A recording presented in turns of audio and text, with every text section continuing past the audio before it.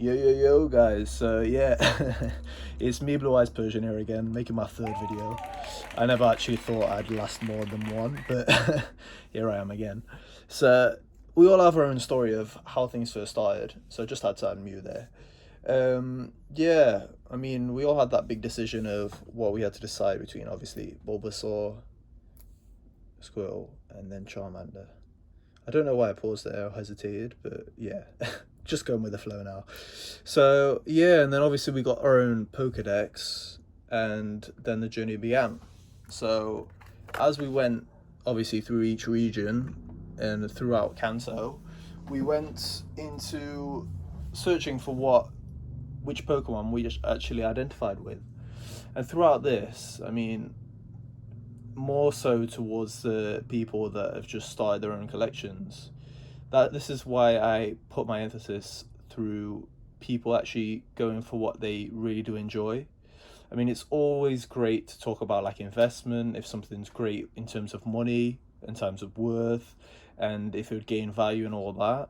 But in actuality, this is why we're in this hobby. It's because of the simplicity of cards like this. It doesn't need to be hollow, it just needs to have meaning.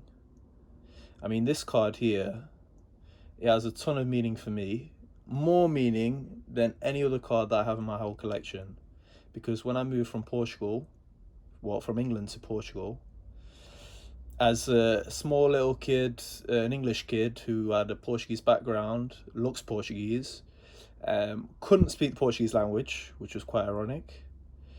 This was the only card that I came with, because my whole collection I gave it away to a friend, to a dear friend, and it's something I'll never regret, because even though, I mean, I wish I still had the collection in a way, because of the memories, nostalgia and all that, that I'd obviously value them then more than any other card that I can come to acquire. I did it out of the goodness of my heart to a friend, and it's something I just never go back on, because money comes and goes, but true value and people, I mean, some of them actually stay within your heart, and even if things aren't exactly great, you're still there and you're still doing things out of the positivity of your heart. This is something that resonates with me, and I see this quite a bit like through the Pokemon community as well, like people like Leonhart who help with charity and all that sort of thing. I mean, that's just brilliant. I mean, the fact that he pulled a first edition base Charizard was just insane and clearly deserved. So yeah, and I had this card with me as a kid, in my pocket back in 2007, and yeah, I didn't realize I still had this. And yeah, it's Pikachu, and it's funny, the beautiful Kensugi Mori art, and if I was to ever meet Kensugi Mori, I wouldn't exactly bother with trying to get a signature for the highest valued card, like for example the first edition Blastoise I have. No, I'd be going for this, because of the symbolic value it does have to me as a person and a collector within the community, and obviously for myself as well. So yeah guys, this is more of a, I'd say, humbled video, obviously, trying to appeal towards people that are beginning within the hobby, because when we did start out, and I'll show you a few little pieces that I did acquire when I first started out, were things that were more symbolic and resonated with me as well. So here you've got two of the legendary birds. I'm not exactly sure which ones, because I haven't even looked, because there is a way of checking. Here I've got the sealed Mew promo. Well, all of these. So if I'm not mistaken, it's the Mewtwo, Electabuzz from the movie, if I'm not mistaken. But yeah, and then here I've got another one, which was there were some that were US, which has this type of thing, and then some of them were UK, and then obviously this here. One of the best things about them is the fact that I acquired most of them out with my own money, but also because there was one or another that were thrown in with other purchases as well. The more symbolic cards, I'd say, that kind of bring towards my childhood are cards like this, which most of you guys could probably resonate with as well. It's an absolute stunner. So the Ancient Mew, and then here we have the Japanese version. So you've got, if I'm not mistaken, it's the Nintendo version where they've got Nintendo misspelled.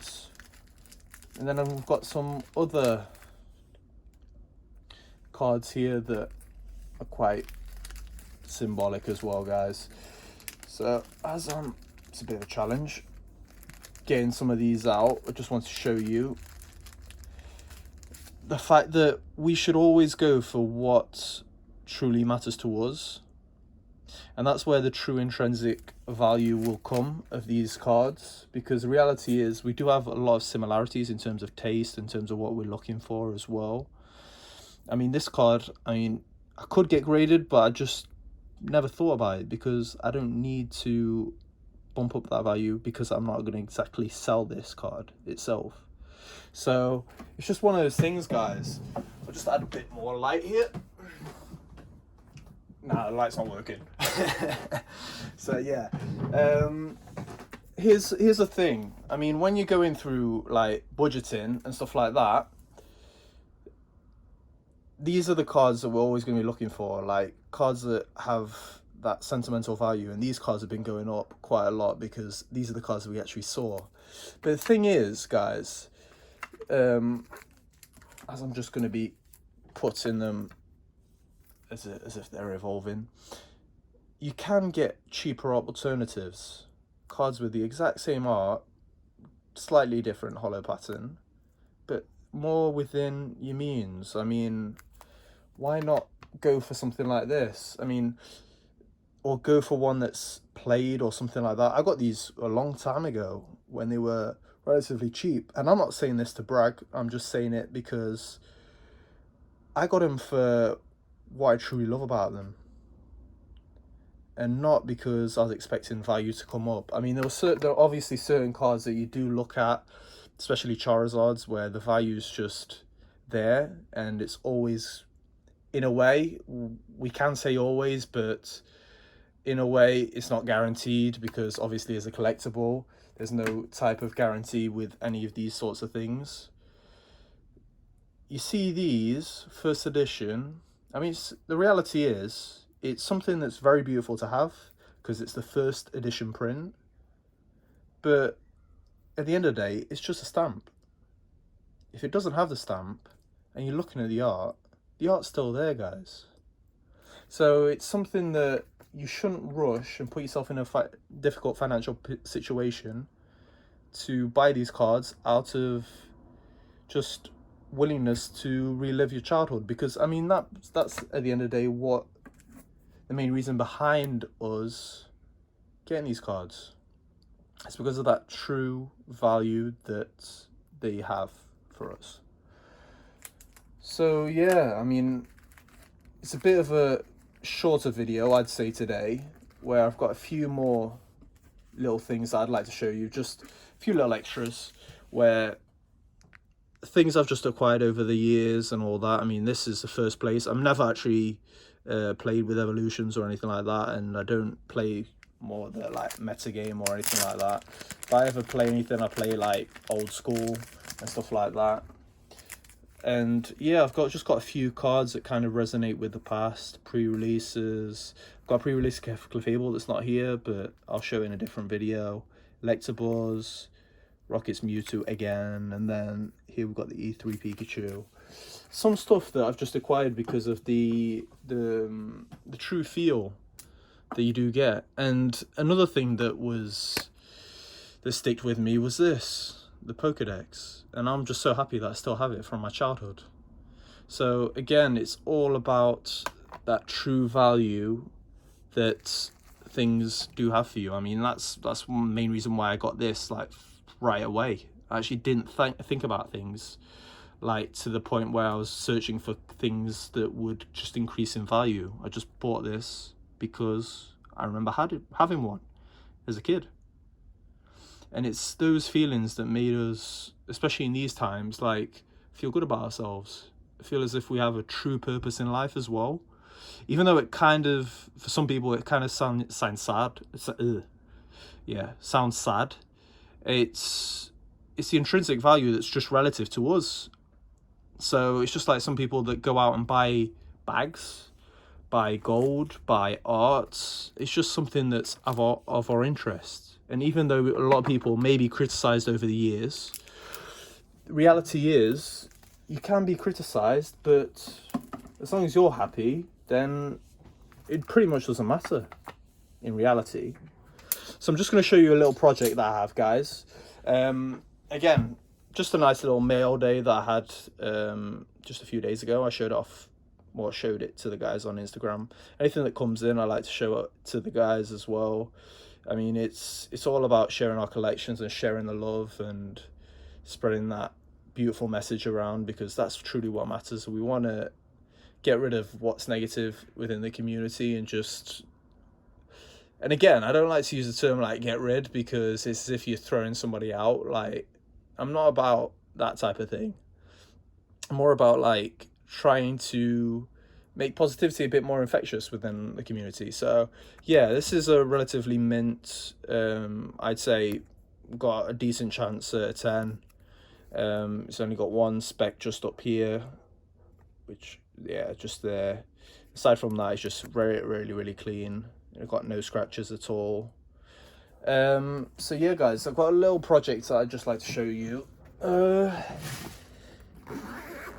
These Ultra Pro grinders are quite cool. It's something that I would recommend to you guys.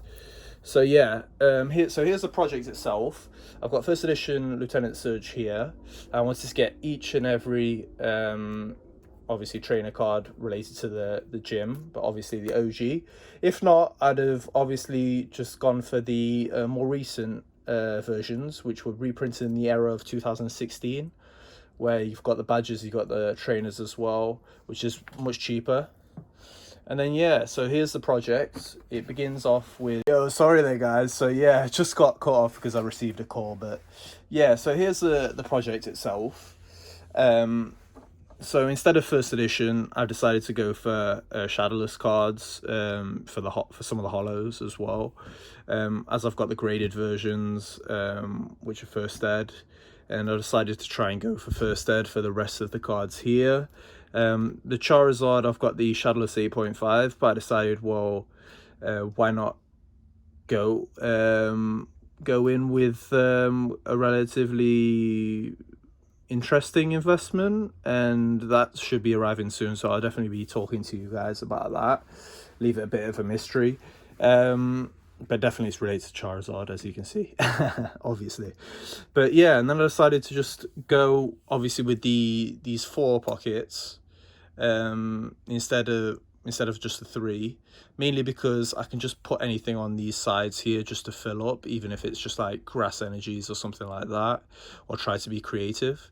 And I decided to just do this because of the evolution lines, because I feel that it looks much more beautiful like this. Yeah, it's a bit odd that I haven't got the Pidgey, but I've got the Pidgeotto and I've got the Pidgeot. But slowly you work your way towards your goals. So that's why I say, like, no rush. Go for bits and pieces as just as you can do it, and as they appear as well. Ask around. So I need the Raticate, and then obviously just got to carry on going. Left the 2 spaces here because of these trios, because I felt like obviously it's just a bit more beautiful if you've got all 3 right next to each other. Clefairy, I've just gone for obviously the shadowless, because just going for first ed all the time, it's just I felt like it'd be just too much.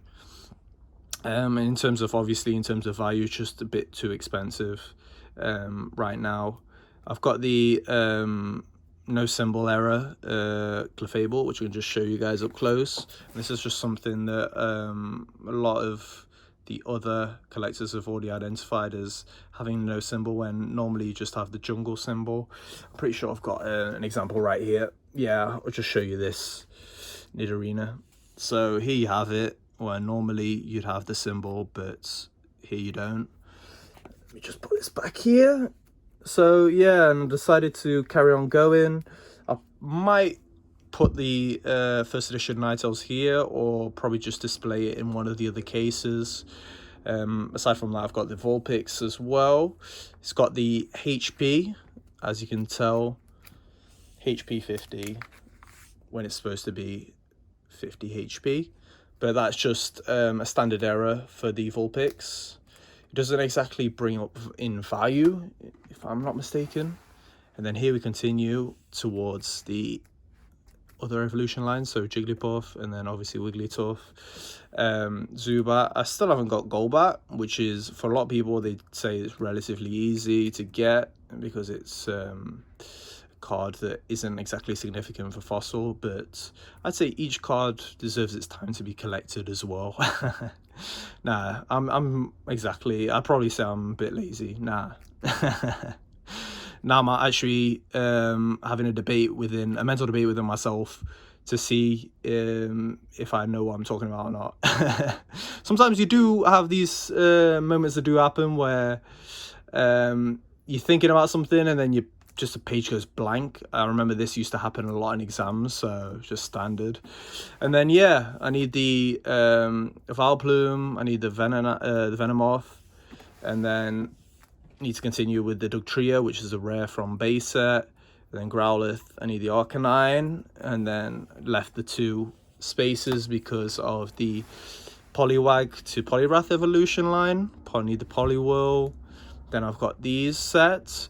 Sadly, the Alakazam's a bit relatively played, so, but it's what I could get at the time, and it was relatively cheap within my means anyway. So here we have the Machop, then we need the Machoke, and then we just got to carry on going here.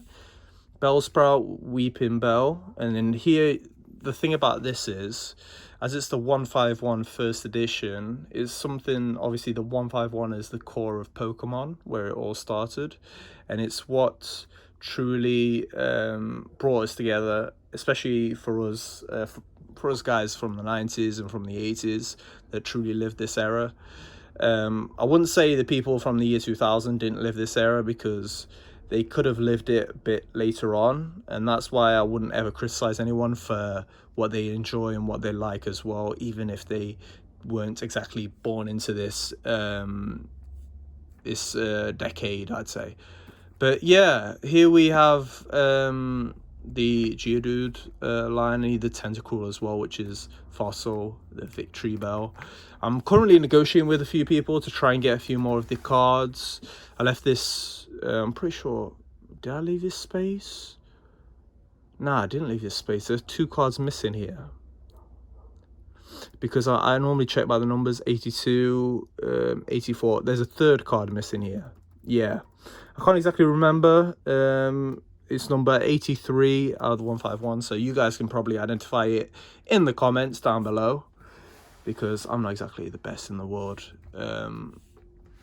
with this, even though, I mean, we always like to sound like we know everything about the base and all the starting Pokemon and all that sort of thing.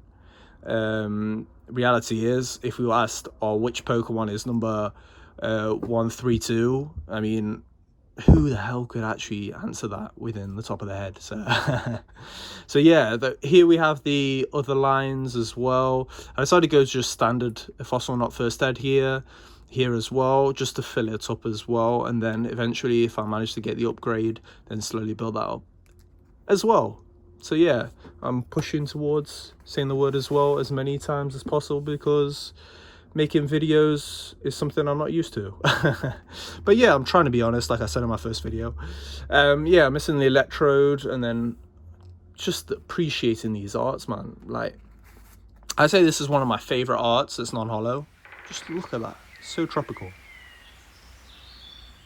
So yeah, we're gonna show our love to, especially, I mean, Executor in Pokemon Go is really good as well, especially the defense Pokemon. But yeah, then continuing on, we've got all these beautiful cards. Hitmonlee, as a lot of people would say, Bruce Lee, Hitmonchan, Jackie Chan. Yeah, I love those little references as well. It makes something that's just so connecting within Pokemon and the, as we'd say, the real world. It's like yeah, and then we're missing a few little cards as well. Here, I mean, I really love these cards. I mean, the cards that don't have an evolution. I mean, Magmar, the art on this is just insane. Very undervalued in terms of like, well, I wouldn't say undervalued, I'd say underappreciated. And as you can tell, some of them are just got a little bit of a damage here and there, but it's mainly for the fact that I'm collecting these, so it's something that I can look back at, and it's just something that I won't ever sell, just to complete and keep to myself. So that's something I'd say, guys, like, go for something that you know you'd enjoy, and then step by step reach the top. I had obviously a bit of a dilemma whether I'd go for the fossil or for the shadowless Zapdos from base. Obviously, a lot of people say, oh, shadowless right away, but the fossil one is kind of underappreciated as well, even though the art's really beautiful. A lot of people tend to prefer the rockets Zapdos, and I'd say that's quite beautiful. But yeah, I decided to go with the shadowless. I've got the fossil unlimited, and then I'll try to fill up the rest as well. Here we come to a part which I really do need to start filling as well, which is the trainer ends. Obviously, the first editions from base are a bit more expensive, but then Dratini, Dragonair, Dragonite, again, how can you not love this art? Like, and again, unlimited. You don't need to go for the higher price cards. You don't need to show that you're insane and really rich for having certain high valued cards. It's just doing it for the intrinsic value to yourself. It's like I said, like, this isn't something that I'm going to be looking to sell anytime at all, to be honest. I wouldn't even say anytime in future. I just wouldn't sell it anytime at all. So yeah, and something I thought to myself would be a decent project would be to continue on with the second gen. But yeah, second gen has just gone up so high in price, and that has kind of left me, well, thinking I'll leave that for a while and do it step by step, as financial possibilities are been quite difficult as of late. So yeah, guys, a few cards that we've been speaking about, the true value of something that is valuable to yourself and something that matters to you. Just trying to find the Pikachu so I can end the video. Oh god, where are you? Pikachu's run away. But yeah, guys, reality is, you just got to find what you enjoy. Found Pikachu, finally. It was a bit of a challenge.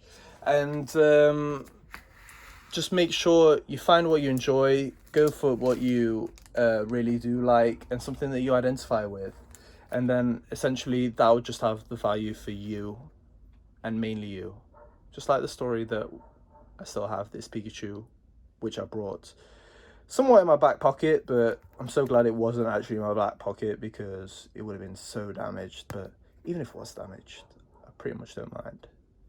So yeah, spread the love, share your collections, guys, and let me know your thoughts.